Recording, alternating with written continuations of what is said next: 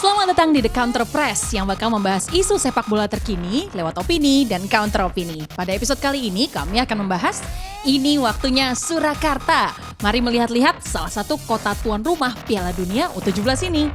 Spanyol mencari gelar juara dunia usia muda. Lebih menakutkan mana? Spanyol senior atau Spanyol junior? Persaingan di grup B. Benarkah grup ini bukan grup mudah?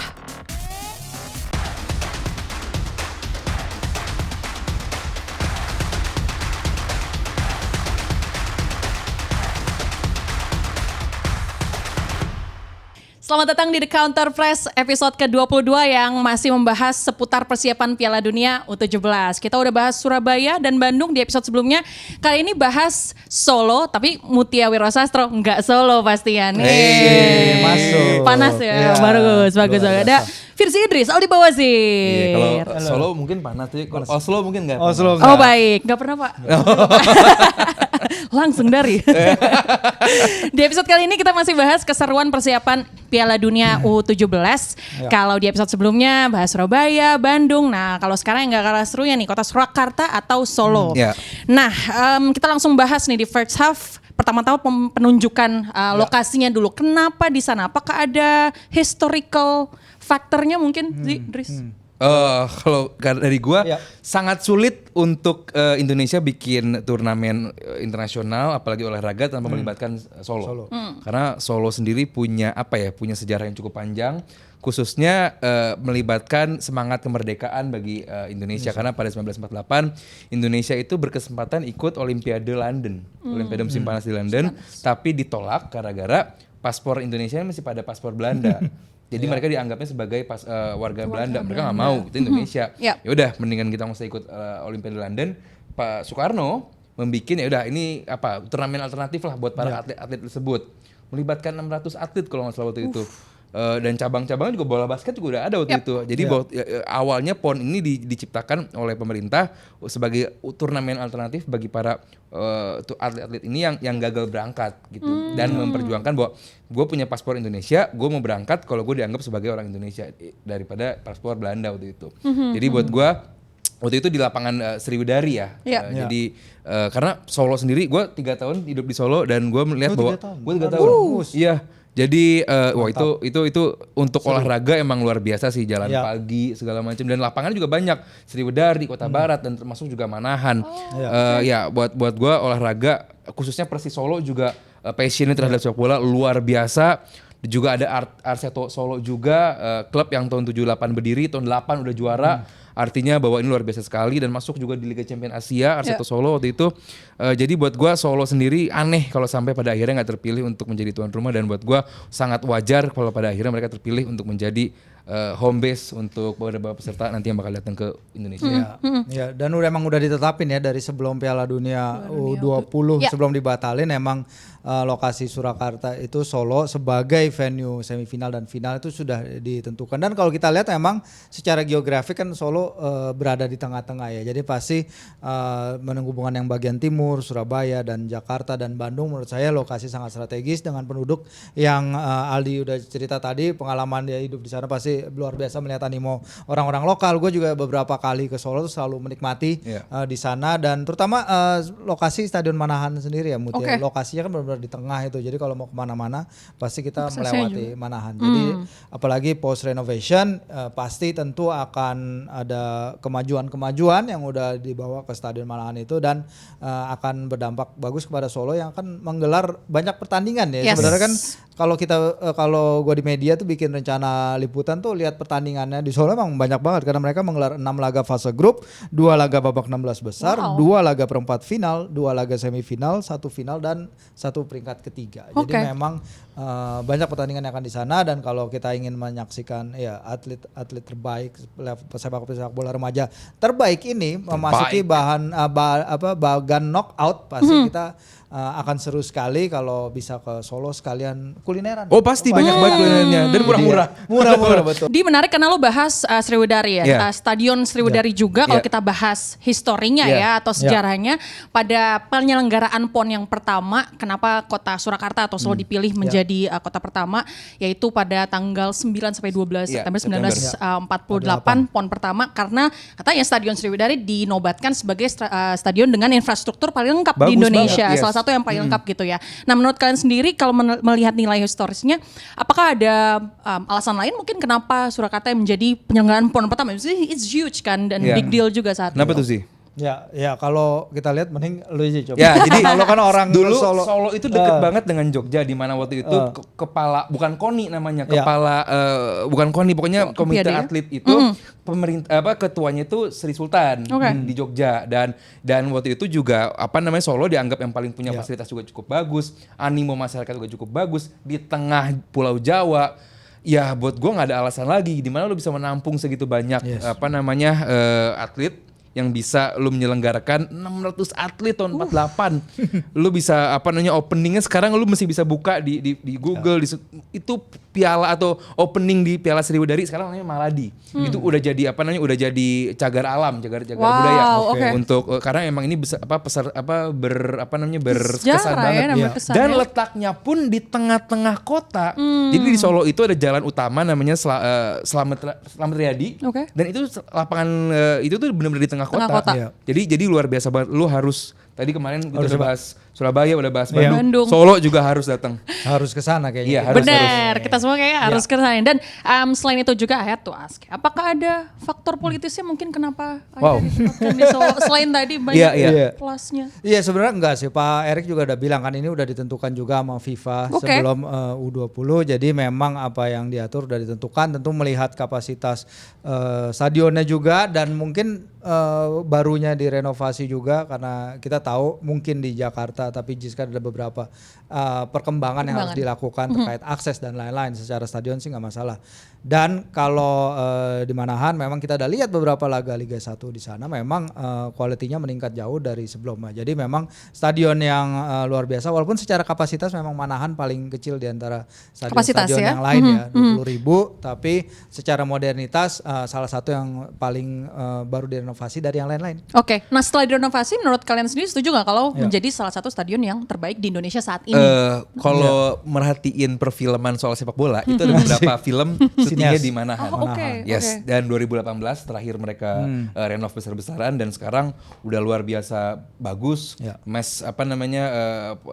Pengalihan masyarakat juga cukup bagus, dan buat gua ya nggak aneh gitu kalau sampai si Manahan ini terpilih, karena gini, kalau emang ini emang politis, kalau emang jelek kenapa masih kepilih, mungkin politis, tapi emang layak banget karena emang bagus. Betul. Oke, Stadion Manahan ini juga punya nilai historis sebagai persembahan dari Yayasan Ibu Tien Soeharto, yaitu istri Presiden kedua Indonesia Soeharto. Sudah mulai konstruksi pada 1989, tapi baru dibuka pada 1998 karena semuanya beneran dibangun dari scratch.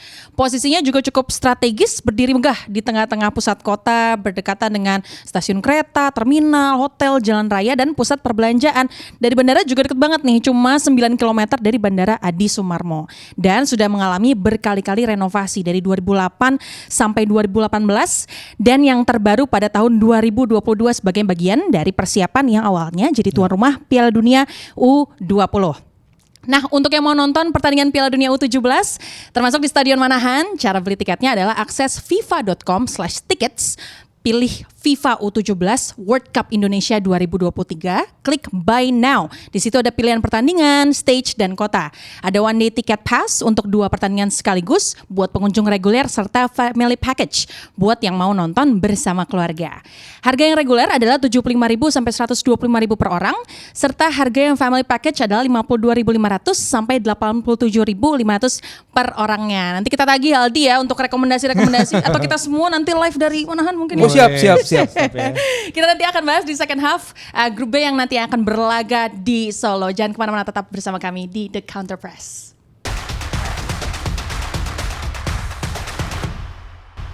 You know where I go when we're dancing. Handshakes in the Hamptons and getting drunk in the mansion with you. Di second half, The Counter Press kali ini kita akan bahas grup B yang akan berlaga di Stadion Manahan, Solo ya. Ada grup B yang berisi Spanyol, Kanada, Mali, dan juga Uzbekistan. Tapi di second half ini kita akan lebih banyak bahas tentang Spanyol ya kan, karena juga historinya pun banyak ya. Nah, pertama-tama langsung aja kita bahas timnas junior dan seniornya sendiri. Apakah memang ada perbandingannya guys atau sama bagusnya? Spanyol pernah ada di fase yang segitu tingginya, segitu hebatnya. Dan sekarang kita lihat bahwa emang ini proses fase declining lah gitu Spanyol belum ada atau generasi emasnya Spanyol belum ada lagi gitu ya, termasuk kemarin di Euro 2020 mereka semifinal kalau nggak salah dan waktu itu kalah penalti kalau nggak salah, dan terakhir kemarin di World Cup nggak begitu juga dan kalah Maroko artinya bahwa kalau untuk seniornya ya emang nggak segitu mentereng dalam beberapa turnamen terakhir. Cuman ya kalau untuk kelompok usianya baik di U17, Piala Eropa mereka bagus sekali di Piala Eropa. Ya buat gue sih dalam beberapa tahun terakhir gue masih melihat kelompok umur masih lebih oke sih. Iya, karena Spanyol itu kita lihat ya, walaupun pemain-pemain itu tadi mereka kalah di Piala Dunia 2022, walaupun memegang 77% possession lawan Maroko, tapi kalah adu penalti dan itu adalah warisannya Luis Enrique yang sekarang lagi mau diganti oleh De La Fuente. De La Fuente itu kan keunggulannya adalah dia adalah part of Spain kelompok FA usia itu dari kelompok usia.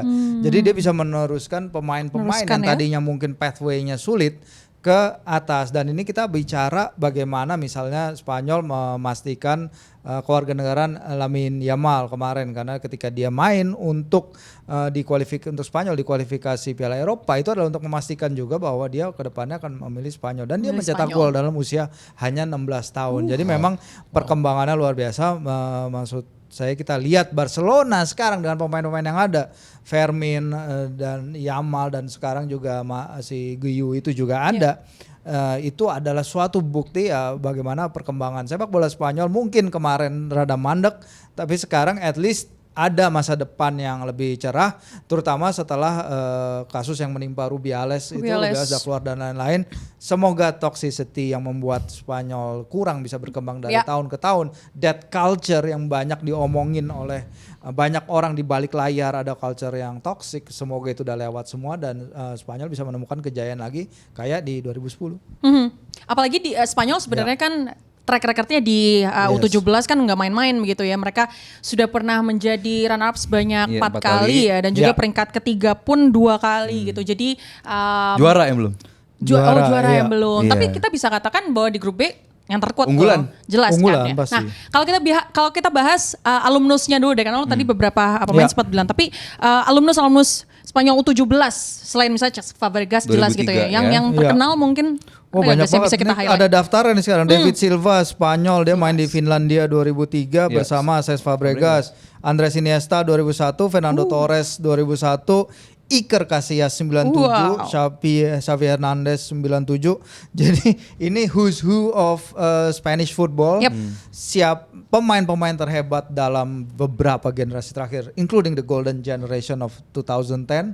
Mereka semua jebolan 2010 dan membuktikan betapa pentingnya Piala Dunia U17 bagi perkembangan para pemain ini sebagai pemain yang memberikan mereka pathway juga untuk menembus tim utama ya, karena kita lihat nama-nama ini nama-nama pemain yang mulai sepak bola juga very early, nggak ada yang telat. Mereka semua kita ngomongin Xavi 19 tahun, Iniesta 19-18 tahun udah menembus tim utama Barcelona. Jadi Fernando Torres juga di Atletico. Fabregas 16 tahun bahkan udah golin buat Arsenal. Yes. 2003 sih bahwa dia 2003. Sayangnya Spanyol ketemu Brazil yang luar biasa bagus waktu itu. Dia kalah di final, padahal Fabregas jadi pemain terbaik, jadi top scorer juga di tahun 2003. Bakat mencetak golnya udah ada dari dulu ternyata. Dan sejak itu ya 2003, 2004, 2005 ya puncak karir dia bersama Arsenal lah gitu.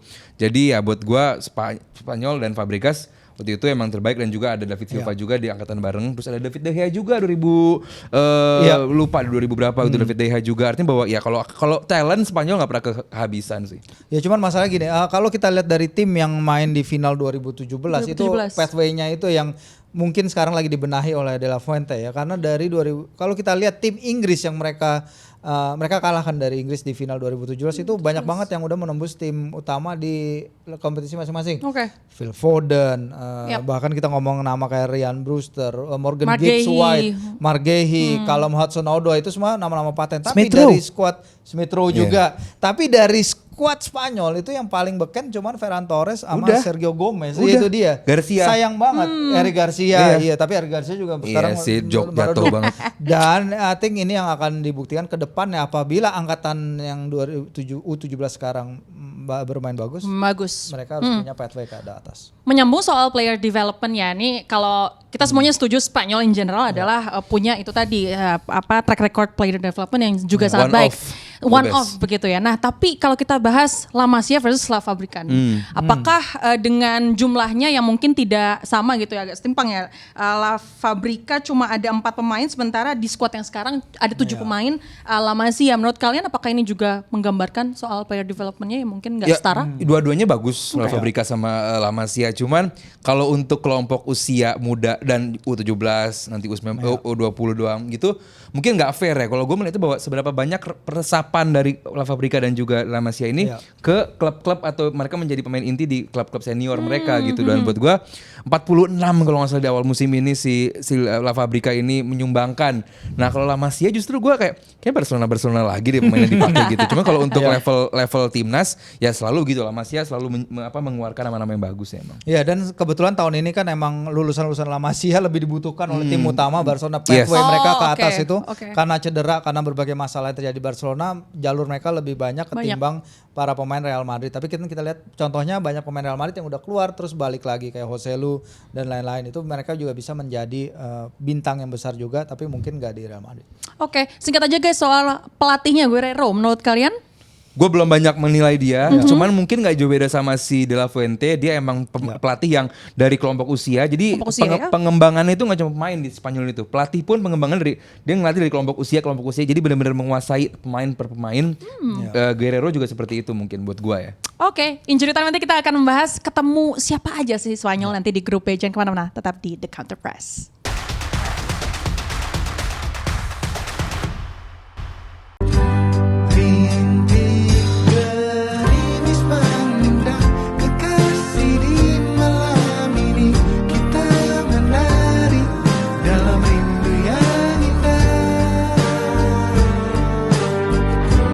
Jangan capek-capek dong Mbak Cuy ya. Makanya kita harus temenin Mbak Cuy nih ya. Nonton Piala Dunia U17. Jadi. Lo juga nanti rekomen kita ya apa moda transportasinya kalau dari Jakarta gimana. Tanya Mbak Cuy ya. Mbak Cuy paham semua. Mbak Cuy capek karena kalian jalan kaki Itu dia. Cuy. Di Injury Time kali ini kita akan membahas negara-negara yang akan menghadapi Spanyol di grup B. Ada Kanada, Mali dan juga Uzbekistan. Satu persatu nih. Kanada dulu deh. Track recordnya gimana sih? Iya, partisipasi mereka ke-8 ya di Piala Dunia U17, lolos 4 dari 6 edisi terakhir turnamen. Jadi mereka emang punya track record bagus. Mereka sering beradaptasi di level ini dan tahun ini berhasil lolos ke Piala Dunia U17 sebagai semifinalis dari Piala CONCACAF U17, tapi mereka hanya semifinalis karena mereka kalah dari Amerika Serikat di semifinal. Jadi memang persaingan antara Kanada sama Amerika Serikat di level apapun di zona CONCACAF itu memang ketat ya. Kalau di level atas kan kita tahu Kanada punya beberapa pemain bagus sekarang ya. Siapa sih yang terutama Jonathan David, Alphonso Davies. Cuman beberapa kali memang FA Kanadanya masih kurang maksimal, masih banyak problem yang terjadi di sana. Bahkan untuk beberapa friendly terakhir katanya mereka nggak ada dana untuk membayar tiket pemain, tapi akhir-akhir ini mereka sudah bisa toe to toe dengan Amerika. Oke. Di Kanada sendiri sebenarnya kalau kita katakan itu tadi kalau level CONCACAF gitu ya. Cuma kalau dari level timnas di mata dunia sendiri paling tidak di skala U17 lo pernah riset atau membaca kira-kira seberapa jauhnya mereka nanti kira-kira? Mereka juga punya development yang mirip-mirip sama Amerika. Mereka punya NCAA juga. Jadi itu di negara-negara CONCACAF. College mereka. Mereka juga punya NCAA. Jadi nggak cuma basket, nggak cuma American football. Seperti Amerika Serikat, Kanada juga punya NCAA karena nggak gampang ya untuk mengenalkan sepak bola ke negara yang culture-nya bukan sepak bola gitu. Betul. Culture-nya mereka itu ice hockey. Jelas. Ya kan, Kanada itu cuman dalam berapa 5-10 tahun terakhir emang Kanada emang naik banget nih gini untuk sepak bola. Penyerapan pemain mereka di luar negara Kanada sendiri bagus juga. Adanya Canadian Premier League, beberapa klub-klub Kanada main di MLS. Artinya bahwa mereka main di Piala Dunia juga kan. Pencapaiannya itu dia di 2002 kemarin Qatar, Kanada juga main di sana. Artinya kalau timnas seniornya, pengembangannya emang Kanada ini lagi bagus. Cuman yang gue penasaran adalah dengan adanya pemain yang tadi disebutin, Davis dan juga David, apakah ini kebetulan doang? Mereka hanya generation blip yang tiba-tiba muncul gitu, atau emang youth developmentnya emang udah bagus Kanada? Jadi gue pengen lihat nanti di Solo seperti apa bentuknya Kanada ini. Iya, dan mereka punya misi nih untuk pertama kalinya lolos ke fase knockout Piala Dunia U17, karena sebelum ini dari semua partisipasi mereka selalu gagal di fase grup. Apakah kali ini dengan mereka punya role model, pemain-pemain sekarang punya role model kayak David, kayak Alphonse Davies, itu mereka bisa go to that next level. Itu yang menarik sebenarnya. Berat, cuman ya anything possible. I think it's possible, exactly. Di grup B sendiri juga ada Mali yang kalau kita bicara kesempatan atau possibility di tahun 2015 mereka juga cukup surprise ya menjadi runner up begitu. Nah, sekarang apakah menurut kalian dengan squad yang ada juga bisa mendapatkan itu tadi sebagai gelar kuda hitam misalnya gitu ya? Gak banyak ya sih yang main di luar Mali ya benar.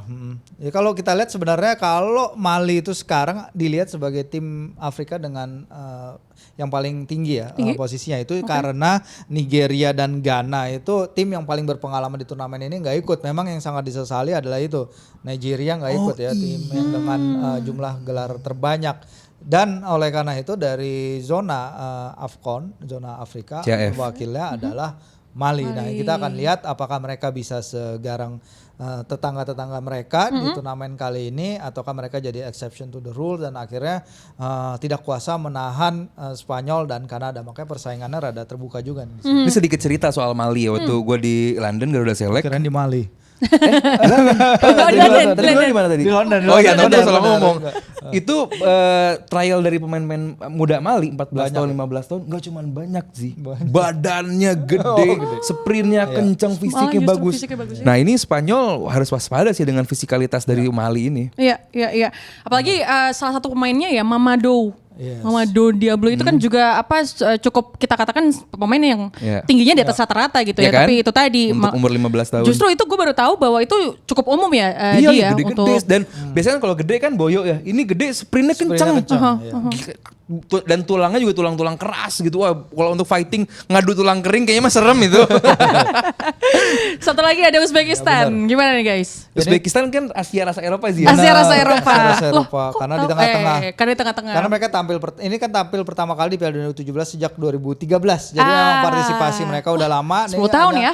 Penampilan ketiga mereka di turnamen dan menariknya memang mereka nggak terkalahkan dalam 5 laga grup Piala Dunia U17 terakhir. Jadi mereka punya catatan bagus dan berpotensi untuk menekel siapapun yang berusaha keluar dari grup. Oke, tidak terkalahkan di fase grup. Tapi apakah nanti kira-kira kita bisa katakan jadi salah satu yang akan advance tidak gitu? Tidak terkalahkan di fase grup aja kan udah luar biasa banget. Sebenarnya itu untuk Uzbek lagi buat gue. Itu catatan yang bagus juga sih dan buat gue nggak bisa dipandang sebelah mata juga sih. Gue lebih memandang sebelah mata Kanada di sini. Kanada ya? Iya. Gue malah menjagokan Kanada. Gue Mali loh. Lo Mali? Gue Mali. Gue Kanada sih. Jadi prediksi lolosnya kalau kita pilih dua nih siapa nih? Lu bisa bikin pemain negara-negara lain dari Afrika nggak ikut? Buat gue prestasi sih. Itu bagus juga. Dan mereka semifinalis 2017. Exactly. Jadi Mali ya? Gue Kanada. Tetap. Kanada. Wah, ada nggak? Mali, ya. Kanada lah. Soalnya masih seputaran ya kan. Amerika Serikat, Meksiko, Konkakaf. Tidak bisa diremehkan itu. Baik. Jangan lupa untuk yang mau gabung bersama kita, Emang kita akan nonton ya ke sana. Konkakaf nih. Maksudnya nonton. Untuk yang mau nonton, jangan lupa untuk akses tiketnya di fifa.com/tickets dan atau www.tickets-u17worldcup.com. Pilih FIFA U17 World Cup Indonesia 2023. Kemudian klik Buy Now. Di situ ada pilihan pertandingan, stage dan juga kota. Ada one day ticket pass untuk 2 pertandingan sekaligus yang jam 16 dan 19 buat pengunjung reguler serta family package buat yang mau nonton bersama keluarga. Jangan lupa ya diakses. Kalian juga teman-temannya diajak, apalagi ke Manahan. Kita bisa katakan kampung keduanya. Aldi mungkin. Aku mau reuni ke sana. Reuni sama teman-teman Iya, kuliah di sana. iya. Ya kan ya. Masih ingat aku kawan-kawan. That's a wrap for the Counter Press episode ke-22. Seru banget kita membahas keseruan Piala Dunia U17. Kita akan ketemu lagi di Counter Press episode selanjutnya. Jangan lupa masih di keseruan Piala Dunia U17. Kita akan menuju ke sana. Yes. I'll see you guys. Bye.